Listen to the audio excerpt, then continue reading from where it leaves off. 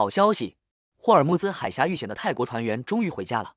3月16日上午，20名死里逃生的泰籍船员平安抵达曼谷苏万纳普机场，外交部劳工部官员和公司高层亲自接机，现场画面让人泪目。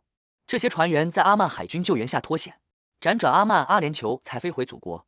公司表示将安排全面体检和心理评估，但搜救还没结束，还有3名船员仍在失踪中，让我们一起为他们祈祷。关注我，持续跟进最新进展。